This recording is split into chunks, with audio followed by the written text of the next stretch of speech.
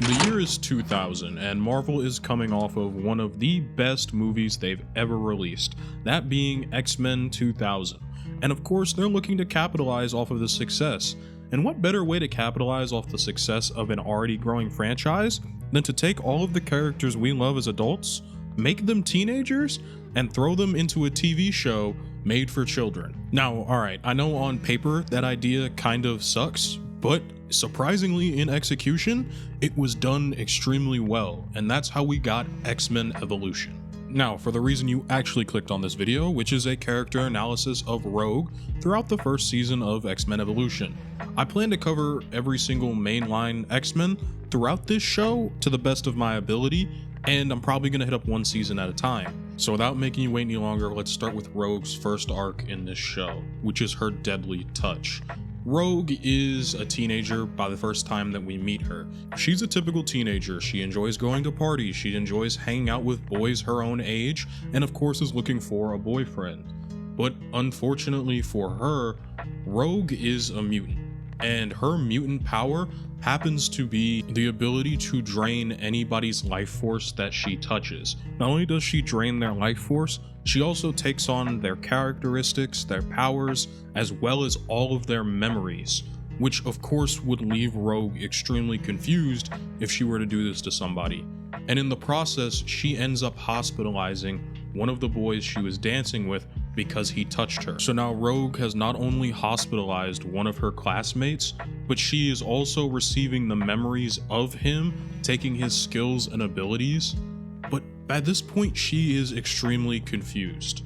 Rogue obviously has no idea what is going on, being this is the first time her mutant powers have ever flared up. But I think the thing that gets to Rogue the most is that this first experience she has with touching someone else, she doesn't understand who she is anymore. Her memories are getting jumbled and mixed up with somebody else's. This is causing her not only great confusion, but also a lot of angst. And I mean, who wouldn't be angsty at the point of having not only your memories, but a high school football player's memories at the same time, battling for control in your head? And to make all of this even worse, under the midst of all this confusion, she is attacked by what she believes to be an X-Men member. Which me am I?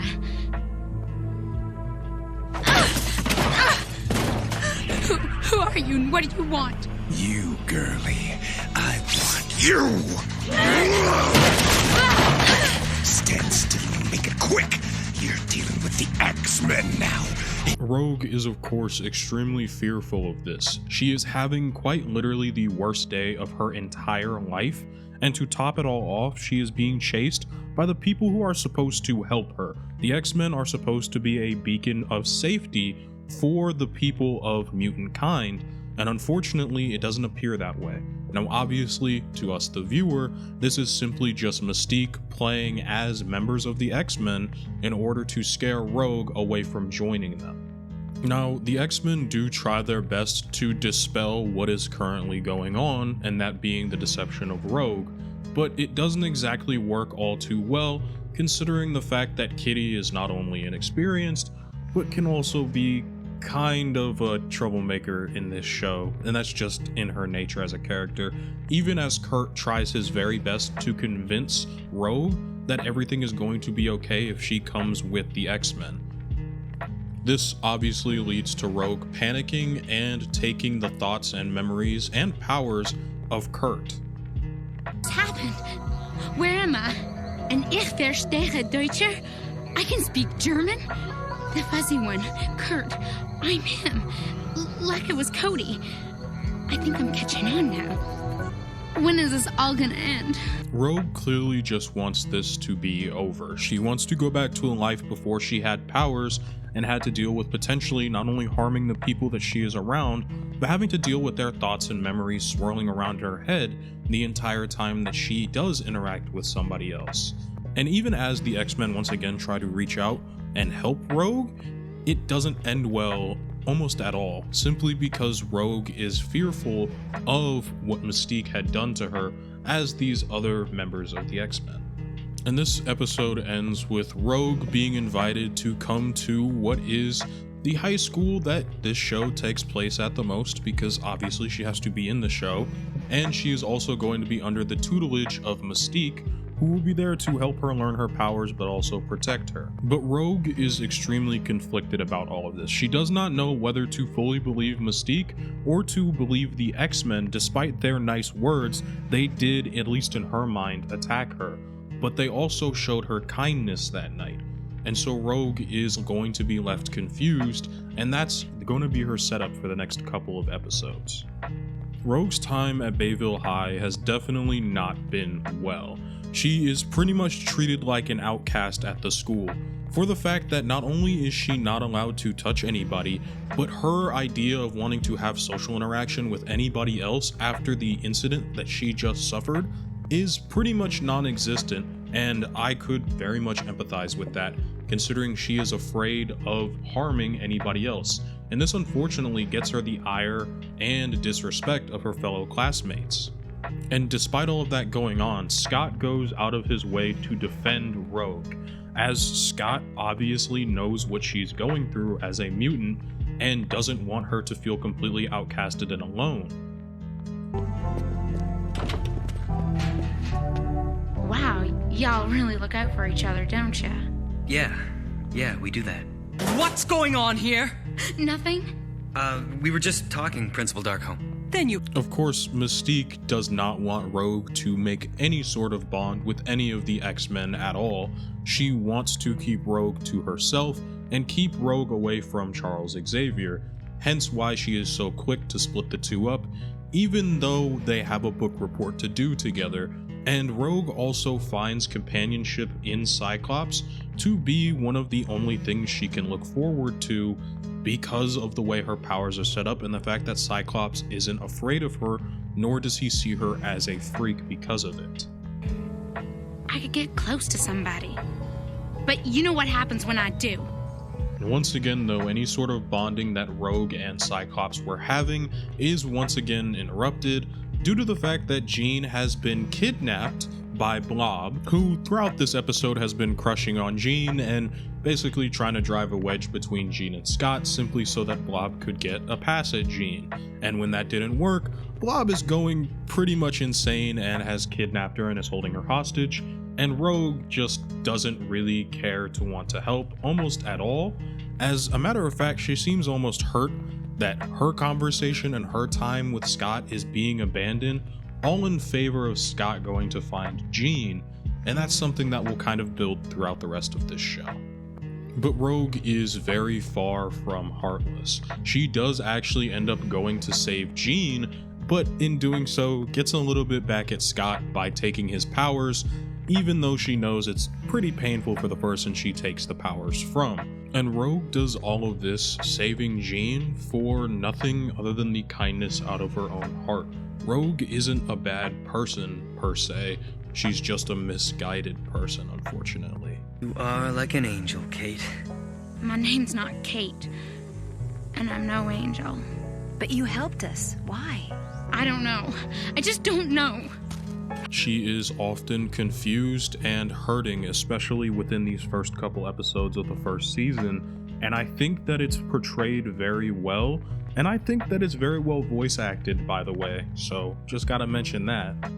But Rogue isn't perfect. It's very clear that she still has issues, specifically with the fact that she kind of is not really that much of a hero, particularly within these first few episodes. While she might have done something very heroic and out of the kindness of her heart in the previous episode, in this one she does something extremely selfish and also just borderline mean and destructive simply because she could. Now, I believe part of this is simply getting back at Kurt for technically tricking her previously in the first season and getting her almost caught up by the X-Men. So when Rogue presumably kills Kurt and straight up vaporizes him in front of her own eyes, she doesn't exactly feel the worst about it. Now, obviously, she doesn't feel great about doing this, but she's not going out of her way to try and save Kurt from the fate that she left him in. As a matter of fact, she would pretty much rather throw the device away and pretend this entire situation didn't happen than even attempt to make right with what just happened to Kurt. Because while I believe Rogue is a good person at the end of the day, she truly isn't perfect, especially within this first season. And to make matters even worse, she ends up leaving the device for Toad to pick up and use throughout this entire episode. This is Toad's introduction as well. Well, no. There's just one less X-Men to push us around. Say what? You mean you toasted one of them goody goods with that thing? Wicked. Hey, just leave it alone. You got it, Swamp Breath? Now, of course, later in the episode, Rogue is waiting around in the area for when the X-Men do show up, and in a bid to find where Kurt has been, since he pretty much hasn't shown up anywhere all day, and Rogue is willing to be cooperative despite everything that's happening, even if she is just a bit mean about being cooperative, which I don't 100% blame her for.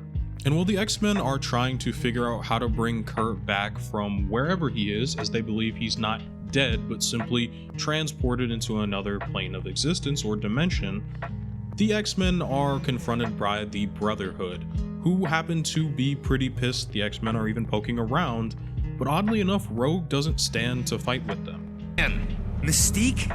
You working for her? Hey, Summers. You got your friends, I got mine.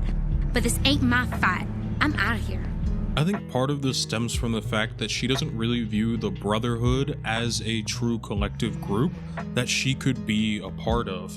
It is seen at the end of the episode that she is longing for that group connection, and I think that's something that she happens to find in the very next episode, as it's completely Rogue-centric. So the episode does begin with Rogue once again training on her own. She is alone, and it's kind of just become her normal. She has to sit back through a veil and watch as the X-Men are collaborative, they are happy, they are with each other, and she's just kind of left out, and this hurts. And Rogue really starts to question why she's even letting herself do all this. Now, of course, Mystique does try to step in for what is the millionth time and continue to drive the wedge between Rogue and the X-Men to keep her away from them.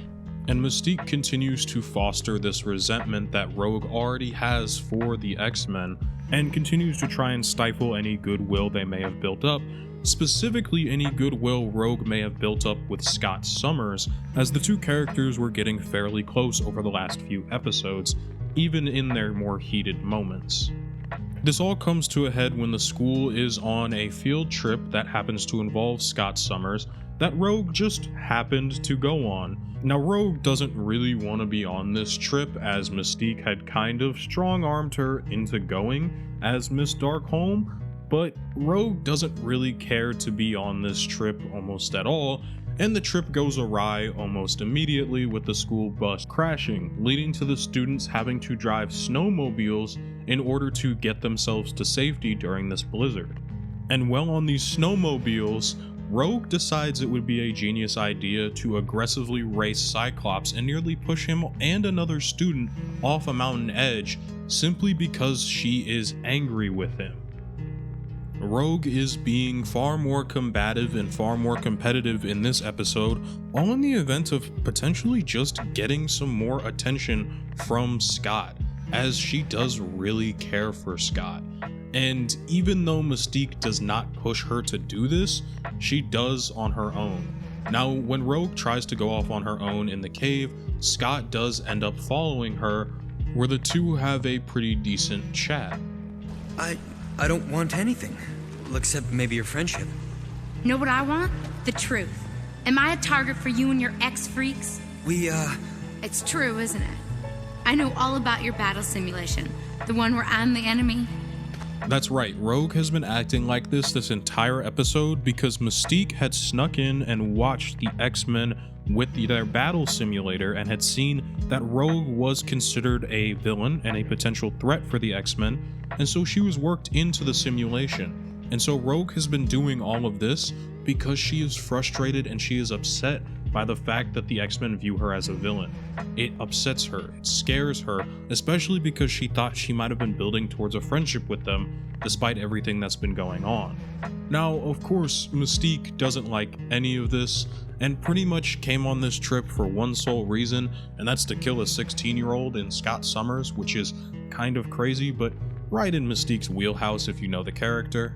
But this was the final straw for Rogue. Mystique had pushed Scott off the edge and nearly killed the dude, and Rogue just could not any longer bear to be on Mystique's side, especially because she believed Mystique was being scummy and was very much not working in her best interest anymore. And so unfortunately, when Mystique does try to get Rogue to join her again, Rogue decides to see what has actually been going on and absorbs Mystique's powers. And Rogue doesn't just get Mystique's powers, she gets Mystique's memories as well. She sees that this entire conflict between her and the X-Men have been concocted and made by Mystique herself, all in the event to keep Rogue from becoming an X-Men. And when this is revealed to Rogue in this moment, it is a huge pivotal turn for her character. And Rogue's first real emotion from all of this is extreme remorse. Rogue is extremely remorseful for the fact that she has gone out of her way to make the only people that were really willing to help her lives more difficult, all because she believed a lie. And so now Rogue was more than ever wanting to save the life of Scott and hopefully gain the trust of the X-Men. And we get a couple really heartfelt moments in this episode, specifically between Rogue and Scott, as Scott has pretty much been the one person that has advocated for Rogue the most, both between open doors and closed doors behind Rogue's back. Mystique had me pretty mixed up. Her mind's a tortured mess, but I saw enough to know that you're not my enemy. I really thought she cared about me. It truly makes it all the worse that Mystique had essentially pretended to care about Rogue and pretended to get close to her, all in a bid to essentially make her life more difficult, considering how much the X-Men could have helped Rogue deal with her powers and given her an actual cohesive family and a stable life, which is something that she desperately needed in what is probably the most trying time of her entire life. She can't touch anybody. She literally cannot do majority of the things that we take for granted on a day-to-day basis without potentially hurting the person she cares about. And Mystique only thought of herself in this situation and how it could benefit her and Magneto's further gain. And yet, after all of this, after all of the hardship and the problems that Rogue did put the X-Men through, they still welcomed her with open arms. Where's your allegiance, kid? Us or them? If I don't say you, will I get thrown out of this jet? Nope, not our style. We've either earned your trust by now or we haven't.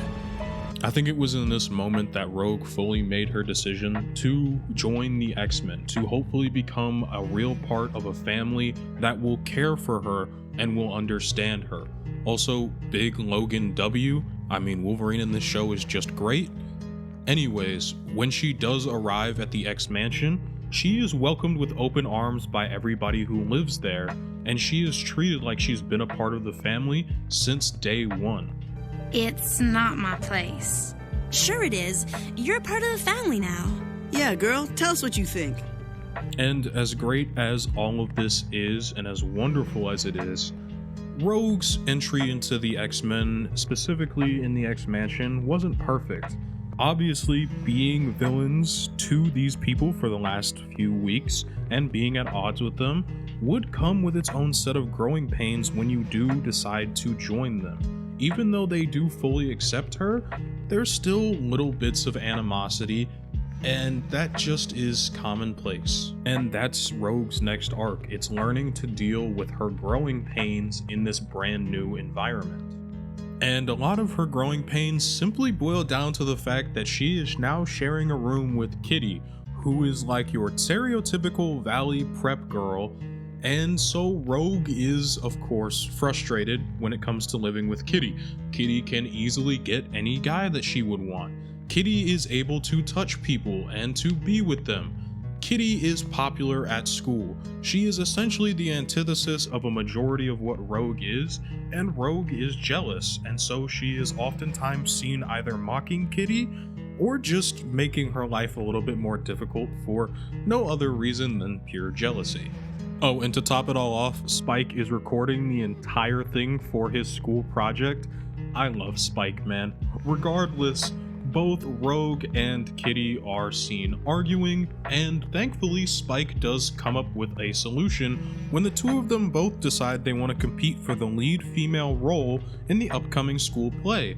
And Spike's idea is pretty simple. Have the two of them study and compete against one another for the role in the play, but to have them do it together. What could possibly go wrong with this idea?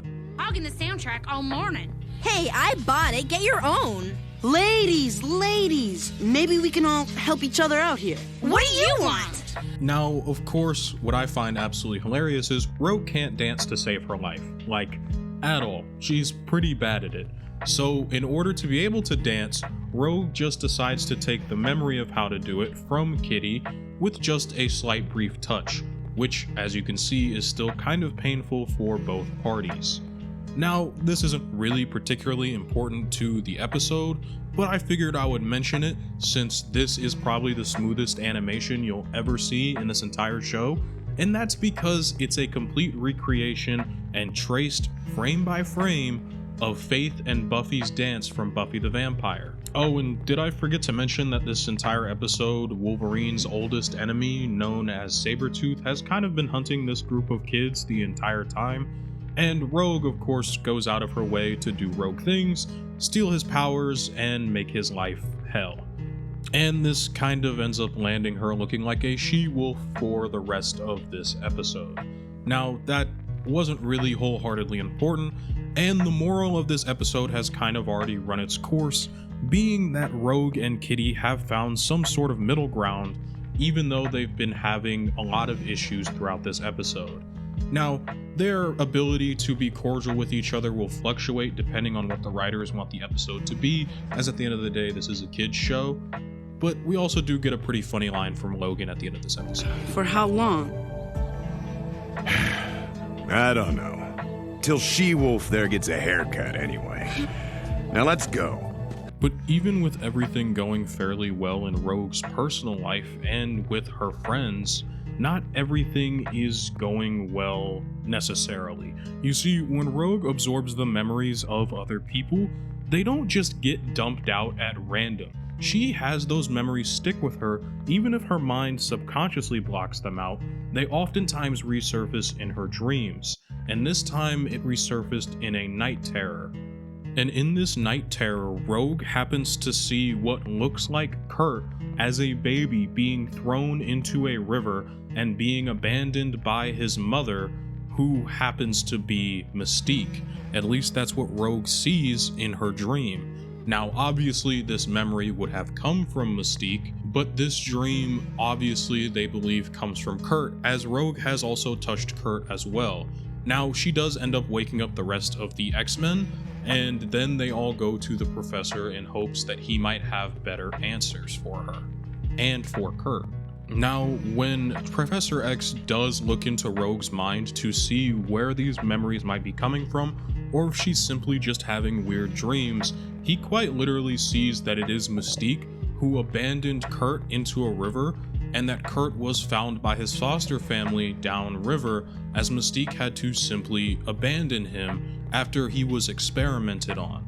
Now, I do have an entire video going over this entire episode, so I'm going to try and keep this brief and more connected to Rogue and less connected to Kurt, since I really did cover him heavily in that episode. It will be linked above in some sort of card. Regardless, Xavier isn't necessarily ready to tell Kurt that his mother is Mystique, who he fights against on a regular basis, abandoned him, and also just kind of doesn't want him and let him be experimented on. That's a lot to tell somebody Kurt's age. But Rogue obviously is going to be Kurt's number one person for dealing with all of this kind of stuff. You sure you want to know? What? Of course. Hey, wouldn't you? I mean, haven't you ever wondered who your real parents were? I guess so, yeah, sometimes. But Irene was always a good mom to me. Both characters are adopted, and Kurt, of course, wants to learn more about his birth mother and about himself in general, but Rogue is very quick to put caution to this. because Rogue really knows who his mother is and is afraid for what would happen to Kurt if he actually found out. Rogue seemingly does care a lot for her teammates, and that's something we've seen as the show has gone on. She grows a deep bond for her classmates, for her teammates in the X-Men, that is. And of course, later in the episode, Kurt does accept an invitation from Mystique to meet up to hopefully get the truth about what's going on, but the Brotherhood interrupt and start to attack. Rogue and the X-Men are some of the first people on the scene in order to help protect Kurt and to save him. And Rogue specifically goes after Mystique because she is angry by the fact that Mystique would do something so terrible to one of her close friends. And at the end of this episode, we get a really heartfelt conversation between both Rogue and Kurt, one that I wish I could play in its entirety, but for obvious copyright reasons, I'm going to just play a snippet of it for you guys and kind of explain the rest of it. Rogue essentially is saying that one day, when Professor X is ready, both her and Kurt will understand more about the situation, and Kurt will learn more about where he comes from. Even though Kurt wants it to be sooner, Rogue puts faith in the family that she has now chosen, that everything will work out for them in the end. Listen, Kurt, I really do know what you're going through. We'll both keep looking, and we'll find our answers together someday, okay? Yeah, okay. And I think this is great for Rogue's character, as we've slowly seen her be more and more willing to open up to the people that are closer in her life. She is finally starting to get closer to some people, even if she can't physically touch them. She's at least able to form some sort of connection with them, and that's very important for her as a character. But, not everything's perfect. She's still a 16-year-old girl who has to live in a house with other 16-year-olds and a few adults, so there are still, of course, some sore spots, some of them being pretty funny, like in a more Kitty-centric episode where we see Rogue's more messy side and combative side with Kitty once again. Now, with all of that being said, Rogue at the end of the day found her chosen family. It might not be the family that she was given at birth, it might not be the family that she was given through adoption, but it is the family that was willing to take her in at her lowest point in life, accept her as she was, and was willing to help her grow. And I think for Rogue, that was extremely important to her, and it's part of the reason she sticks with the X-Men throughout the rest of this show. Now, I do just want to quickly cover the last 2 episodes of this season, as it's a fun 2-parter, but Rogue doesn't really do a whole lot. She ends up going to the beach to hang out with her friends, and that ends up going awry when Magneto quite literally has both the X-Men and Brotherhood fight to see who is the supreme leaders of the mutant race. Now, the person Rogue had to fight happened to have just been Toad, and of course, if you're fighting Toad in this show, he's a complete joke, and almost anybody can beat Toad. But the prize for winning this competition is that you will be kidnapped by Magneto, put into a ball, and you will end up being used in an experiment that will change you into being the perfect mutant. It essentially will unlock your latent potential as a mutant and evolve you fully, all at the cost of just your morality, your looks, just about everything that makes you you. It's kind of like an allegory for taking performance enhancing drugs such as like a steroid, and Scott does end up falling for this trap, all in the fact that his brother was going to do it with him, his long lost brother that he found, and for the fact that Scott could finally actually see without the need of his glasses. Now, the rest of this episode is pretty much just the Brotherhood and X-Men kind of teaming up together, all in a bid to go save their friends who have been kidnapped by Magneto and are going to be put through this horrendous torture machine. And Rogue, essentially the rest of her plot throughout these episodes, is to argue that Scott isn't such a bad guy for doing what he did, and that they should be able to go get him and save Scott along with the rest of the mutants that have been kidnapped. And at the end of the day, Scott does end up losing his evolution as Mount M, which is what Magneto was using as the big power source for all this, gets destroyed. Cyclops apologizes, he reconciles with his long-lost brother, And that's how we get one of the most iconic scenes from this show, in which all of the X-Men as one gigantic chosen family stand together to symbolize the end of the first season of this show, of course including Rogue. And honestly, it's a very sweet ending to what was a really dope first season, even if it was extremely early 2000s, like really aggressively early 2000s. But I love it nonetheless, and I love Rogue's character in this show. Now, this is just the first season. She goes through many more arcs throughout this show, which is about 4 or 5 seasons long from what I can remember. But I just want to go ahead and cover the first one, and then cover a couple other characters in this first season before moving on to the second one. Like I said at the beginning of the video, probably closer to a majority of the cast, our main, like 6 or 7 X-Men in this show. Now, obviously, as much as I like Rogue from the comics, I love Rogue in the X-Men movies, despite the fact that it's a fairly big departure from her in the comics. At least I liked her in the first 2 movies when she had, like, you know, screen time. I think this is my favorite version of Rogue, my definitive version of Rogue, and I'm probably going to get flamed for that, but this is the one that I grew up with. It's the one that got me interested into the character. Don't read too deep into that. Regardless, I love this character, I love this TV show, and I'm glad I got to cover it in this longer formatted way. So thank you all for watching. You know, if you've made it this far in the video, a like would go a really long way. If you dislike the video, please dislike it and let me know what's up and why you might not like it. If you've watched a few of my videos and you just really enjoy this one, a sub always helps. I do also run a Patreon that you can use to support me. You can also see all of these videos completely unedited. You can see my original vision for this video, and you can also see it all done early as well. And as an even special bonus, if you give me $5 a month, you will be shouted out at the end of every single one of these videos, just like Golden Boy 420, MC Bomb 27, Donovan Gomez, and Dakota Rawson, who are the GOATs. So once again, thank you all so much, and have an absolutely fantastic day.